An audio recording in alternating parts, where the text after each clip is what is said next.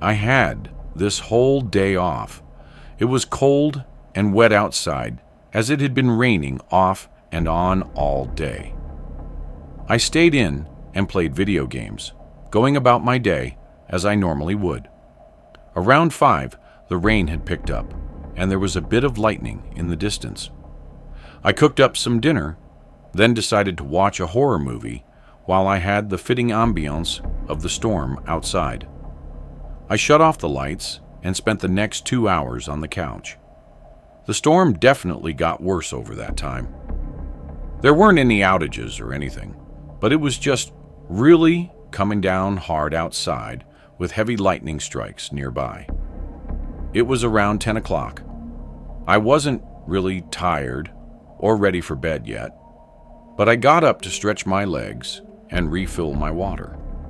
When I turned around toward the hallway, I immediately saw something move, like a shadow on the wall. It was quick, just a split second. Too short for me to really understand what I saw, or even be sure that what I saw was real. I froze in place for a moment, then walked over and looked around, only to find nothing but an empty hallway. Maybe it was a flicker of light coming through the window from a far-off lightning strike. I also just got finished with the horror movie, so I could have been a little on edge and just seeing things. I honestly chalked it up to nothing and forgot about it after less than a minute. I refilled my water and checked on the storm going on outside. The trees were blowing around like crazy, and the rain was basically flooding the roads. We didn't get many big storms like this around here, so it was always interesting when we did. Our town definitely wasn't built for them. I went back to the couch and turned on YouTube to try and ease myself into getting sleepy. I wasn't too tuned in to what I was watching. I guess I was kind of spacing out or whatever. But then again, I saw a shadow on the wall behind the TV move.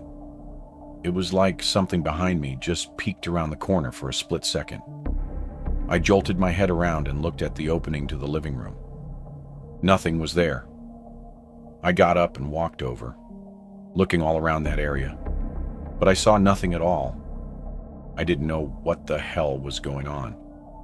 It was like I was just seeing things, but I never had it happen twice like that before.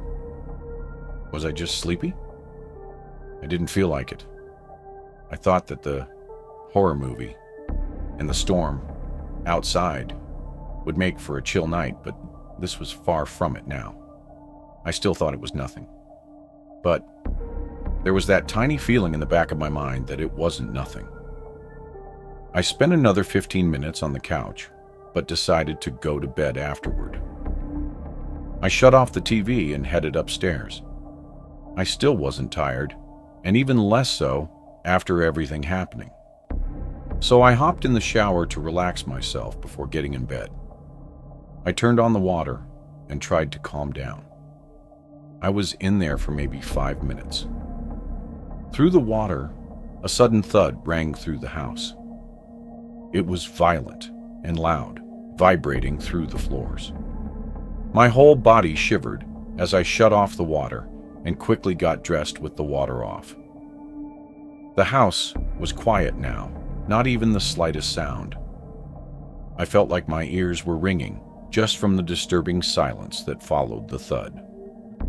I slowly made my way into the hallway and then down the stairs.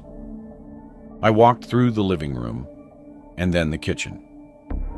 The back door was barely hanging on from the top hinge, completely open, and splinters of wood covered the floor under it. The 2 other hinges looked like they were ripped out of the wooden doorway. I ran up to my room and called 911, locking myself in the bathroom. That whole time, I waited. I thought I was trapped inside my home with someone. But when the cops arrived, we quickly realized that wasn't the case. The door wasn't ripped off the hinges from the outside. It was from the inside. It was like someone angrily left, swinging the door open so hard that it slammed back into the wall and ripped the screws out of the doorway. Whoever it was had been inside my house that whole night. Likely the shadows I saw were them inside my home, probably moving as soon as I looked at them. I have no idea how long they were there for, or what they were doing in my home, watching me for. It's also really strange that they destroyed my door like that, like they were frustrated. I've never slept well in this house since then. But first, did you know that 98% of people who watch my videos aren't subscribed? That means you. And yes, I am speaking specifically to you. Probably aren't. So, now would be a great time to leave a like on the video and subscribe. Anyhow, this was last winter. I can't recall exactly when, but I know it was snowing a lot during this week, and I barely left the house because of it. I worked what I think is called hybrid, so sometimes from home and sometimes in the office. Because of the snow, I stayed home this whole week and worked from a small desk in my bedroom. My house was small, only 1 story and just 2 bedrooms. On this day, I got up and made coffee, then sat down to work and pretty much stayed at my desk until 8 p.m. It was windy and snowing outside the whole day. When I finally got up, I made dinner, then cleaned up around the house, then went outside to bring the trash bins down to the curb. As I was walking back to the front door, I noticed the snow on the left side of my house looked strange, like everywhere else it was piled up and flat. But over there, something clearly had messed with it. So I walked over to get a closer look, and could quickly recognize that it was a line of shoe prints going through the snow. This was a little concerning because it was really close to my house, not just like kind of in the area. I followed the prints, going all the way down the side of my house until there were suddenly no more. At the end, it looked like they'd moved around in this one spot for a while. And it was directly outside the window to my bedroom that I was working in. This was extremely creepy. I mean, it was cold, windy, and snowing. Why was anyone even outside walking around to begin with and going up to my window? Thankfully, I had the blinds shut, but you could still kind of see through the cracks. Right on the other side of the window was my desk, so they could have been watching me. I hoped I was just overthinking it. I went back inside and warmed up. I didn't exactly know what else to do about it. Obviously, they weren't there anymore, so there was nothing to do. I continued with my night, eventually going to bed around 11. I had checked out the window one last time before sleeping, and the snow had covered up all the tracks from before, and there were no new ones. So I felt better. I triple-checked that it was locked, then got in bed. I slept through the night. The first thing I did once I woke up was go over to the window and check again. My tired face immediately woke up. There were fresh prints in the snow again, right by the window. I quickly threw on my jacket and snow boots and ran outside. The prints were almost exactly the same as before. Going up to the side of my house and piling up right under my window, I looked around at the empty blanket of snow that covered the rest of the ground near my house, but there were no signs of anything else or anyone nearby. I went back inside. I ended up calling the non-emergency police number to report what was going on. I knew they wouldn't be able to do anything, but I thought that at least if something did happen, they would be aware of the situation. After that, I had to work though. I tried to check out the window every so often, but the snow slowly filled in the shoe prints, and I never saw anything more. I got out of work at 8 again, so the sun had long set, and the night was cold and windy. I got up from my desk and went to the window, pushing aside the blinds and seeing flat, untouched snow. The relief I felt was immense, but my eyes floated down just as I was letting go of Thea, and my heart nearly stopped. The latch was undone. It wasn't locked anymore. I couldn't believe it. I had triple-checked it last night and never touched it since.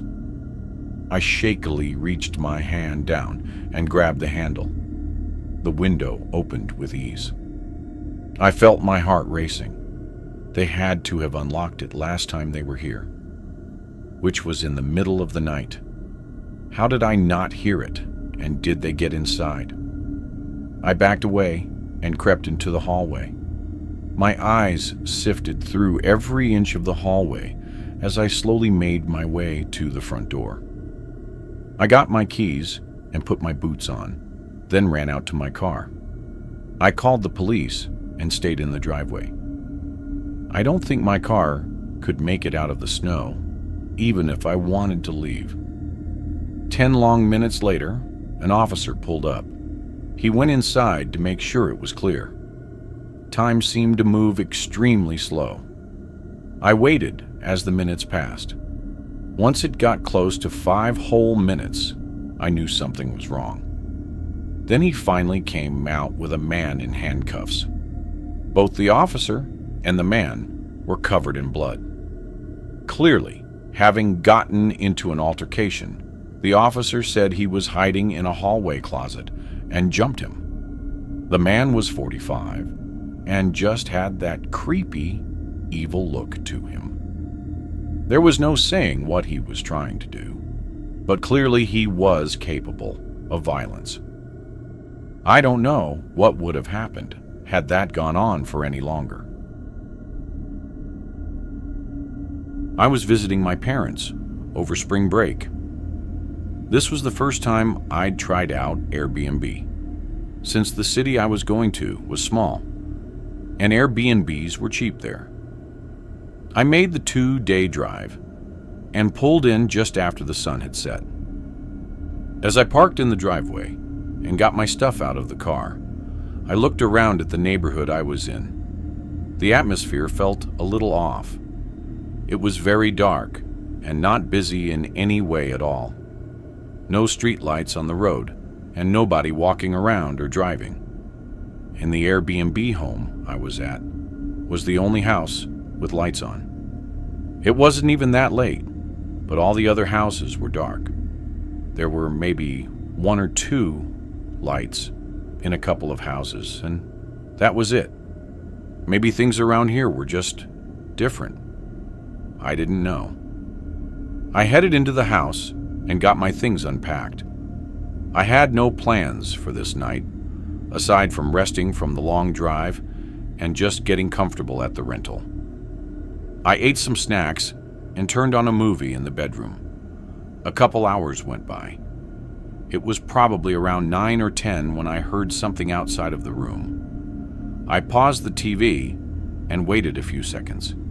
Then I heard it again. It was someone knocking on the front door. I immediately checked my phone, thinking maybe I missed a call from the host, but I had nothing. I got up and went down to the front door. That whole time, they were continuously knocking, so it seemed like they actually needed me for something, and it wasn't just a salesman or whatever. I opened the door. There was a man in his 30s, wearing a black winter hat and a distressed red flannel. He looked confused when he saw me. I said hi. He sort of awkwardly smiled, then went back to a straight face. He mumbled something under his breath as he turned around and walked away. I just stood there in disbelief and watched him walk down to the road. I closed and locked the door. I really had no idea what to think about that. The way he was knocking over and over, only to just not say anything and leave, was weird. Maybe he had the wrong house and was just too awkward to say anything. I went back to the bedroom. The rest of that night was fine, and I got up early in the morning to go out and see my parents. I was out until 6. When I got back to the rental, I was pretty tired again. So I went to the bedroom and just watched TV and chilled for the rest of the night. But around 9 again, there was that same knocking at the front door. This time, I was more worried than confused. I still checked my phone again for any texts or calls, but there wasn't anything. I was a little more cautious, walking up to the door this time. I checked out the peephole first, and it was the same guy. He was wearing the same hat and flannel. This time, I only cracked open the door and asked what he needed. The man's reaction was almost identical to last time, except it was more dramatic, like he really didn't expect to see me again. "Is everything okay? Was there someone you were looking for?" The man looked at me with a straight, hollow face. "No," he said in a monotone voice.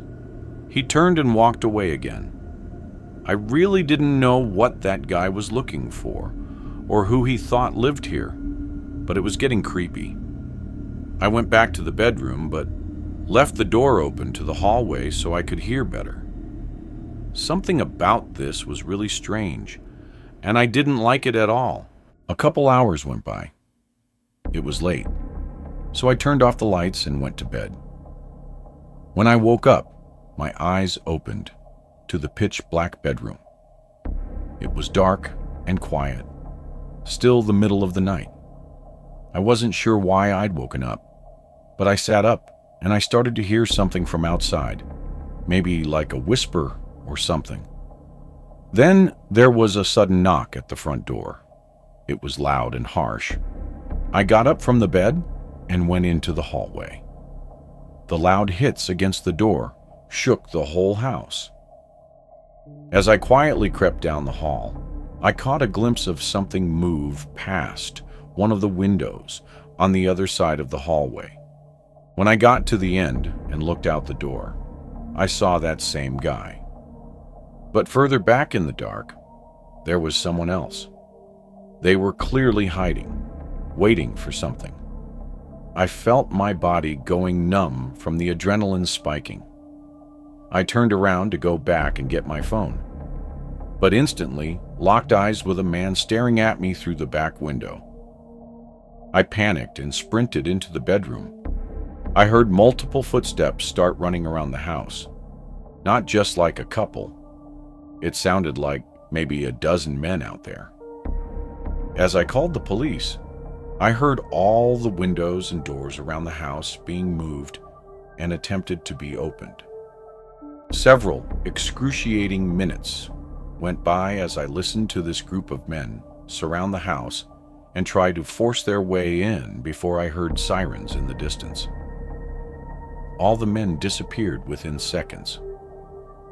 With the place being an Airbnb, the police contacted the host, who seemed more annoyed than concerned. It was a little weird considering the experience I just went through on his property, staying at his house. To sum it up, though, they never figured out any more details.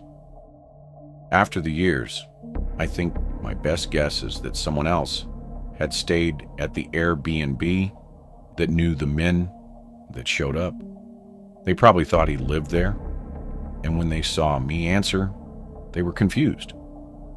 Maybe they were mad at the previous guy, or just wanted to talk to him and thought I was hiding him or something.